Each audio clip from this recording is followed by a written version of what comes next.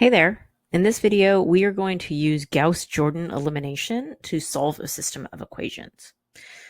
So that means that I'm going to set up the augmented matrix for this system of equations I have, and I'm going to put everything to the left of the bar into reduced row echelon form. And my solution should just fall right out of that matrix once I've got it in that reduced row echelon form. Okay, so remember that Gauss-Jordan elimination means reduced row echelon form. If it was just Gaussian elimination I was asked to do, then I would only go to row echelon form, which has a few less requirements in it. Okay, so let's start by taking our system of three equations here with three unknowns and converting this into an augmented matrix. Okay, so the first equation is x1 plus x2 plus 2x3 equals -1. So taking the coefficients, I'm going to have 1, 1, 2, and then a bar, and then the -1. And that's my first row. The second equation is x1 minus 2x2 plus x3 equals -5. So that's going to be a row of 1, -2, 1, and -5. And the last equation is 3x1 plus x2 plus x3 equals 3. So that gives me a row of 3, 1, 1, 3.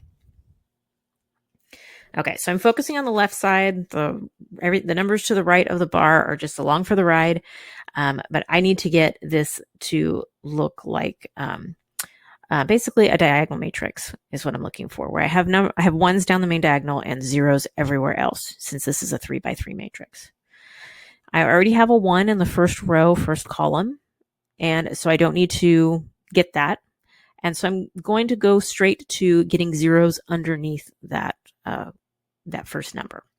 Okay, so for row 2, I'll do R2 minus R1 will give me a 0 in that first position. And to save myself some work, I'm going to work on row 3 at the same time before I rewrite the matrix. So row 3, I'm going to do 3 times the first row to get this to be 0 there.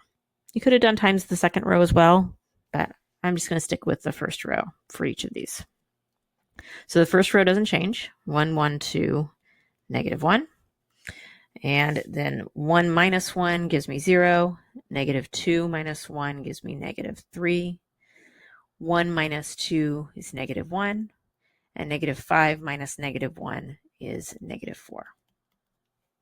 Even on the very simple arithmetic, like what I just did, it does not hurt to plug it into a calculator to do it. It does make it way less likely that you have a typo somewhere that will have you pulling your hair out for hours trying to find that mistake. Okay. And the third row, I'm doing R3 minus 3R1. So 3 minus 3 times 1 gives me the 0. 1 minus 3 times 1 gives me -2. 1 minus 3 times 2 is -5. And 3 minus 3 times -1 is 6. Now, if you made a different choice here on which rows to use to get this, your work will look different, but we should get the same answer in the end as long as we don't make any mistakes. Okay, next up is I need to get a leading one in the second column. So I'm going to take row 2. And I can't use the first row or else I'll undo the 0 I just got. So I have to use the third row or multiply this by a constant. And multiplying by a constant is always last resort because I want to avoid having to deal with fractions as long as possible. So I'm going to take this -2, and well, if I multiply it by -2, that'll give me 4, and then 4 minus 3 will give me a 1 in that, where that -3 is. So that's what I'm going to do here. So let's rewrite the matrix. First row is the same. I'll touch it. I'll work on it eventually, but I want to focus on getting my leading ones first. Okay, and the third row is not going to change, so I'll rewrite that one. Okay, so 0 stays 0. -2 minus 2 times -2 gives me a +1. -1 minus 2 times -5 gives me 9.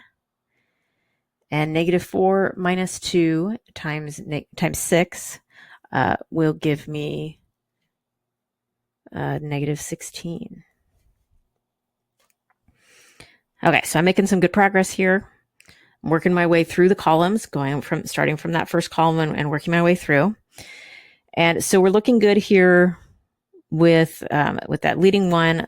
Let's get rid of the negative 2 underneath it and turn that into a 0. So I'm going to do R3. And I got to do plus 2R2. I can't use R1 here because that'll undo the 0 in the first position. Okay, so I have to deal with R2 for now. Okay, so I'm going to rewrite. And the first 2 rows stay the same. And now this third row is what's going to change. So I keep a 0 in that first position. Negative 2 plus 2 times 1 is now 0. Negative 5 plus 2 times 9 gives me 13. And 6 plus 2 times negative 16 gives me a negative 26. Okay, so we're looking really good. I want this 13 to be a 1. I can't use the first or second row to do that, or I will lose the zeros that I have in this row. And so my only option is to multiply this by 1/13 or divide by 13. And luckily, the 2 numbers I have in this row, I'm going to get whole numbers from this multiplication. So I am lucking out here. But it is possible to get fractions, so don't assume you've made a mistake just because you get a fraction. And I'm rewriting my matrix. And so 13 divided by 13 is 1. Negative 26 divided by 13 gives me negative 2. Okay. Now, if I was doing Gauss elimination, I would be done at this point. This is in row echelon form. But since we were asked to do Gauss-Jordan elimination, I'm going to keep going. And I'm going to work on turning everything above my leading ones to 0 as well. So let's start with the 1 in the first row. Okay, so I want to get rid of this 1 that's in row 1, column 2, right here. So I'm going to work on row 1. And if I just subtract row 2 from it, it's not going to mess with the leading 1 in this column. And I will get a 0 here. So row 1 minus row 2 will get me what I need. So the first column does not change. 1 minus 1 gives me a 0 here. And let me see. I'm going to write all the stuff that's not changing. Okay, and then 2 minus 9 gives me a negative 7. Negative 1 minus negative 16 gives me 15. Okay, so we're getting really close now. I just need to get rid of the negative 7 and the 9 that are above the 1 in the third column. And I'm going to take care of both of these at the same time. So in row 1, I'm going to use the third row to get rid of that. So if I do plus 7 times row 3, that'll give me a 0 there. And for row 2, if I minus 9 times row 3, then I will get a 0 there. And then I will have my matrix in reduced row echelon form. Okay, so the first column doesn't change. Second column, nothing changes. I'm going to get a 0 and a 0 in the third column above my leading 1. And then I just need to figure out what happens at the bottom, or on the right. So 15 plus 7 times negative 2 gives me 1. And negative 16 minus 9 times negative 2 gives me 2. And my matrix is now in reduced row echelon form, or RREF. And unlike with Gaussian elimination, I don't need to do any more work on this. I can see that, okay, in the first row, I only have a 1 in the first position, and so that's x1, and it's equal to whatever number ended up on the right side. So x1 equals 1. In the second row, the x2 column is the only one with a non-zero value, so x2 equals the 2 on the right side of the bar.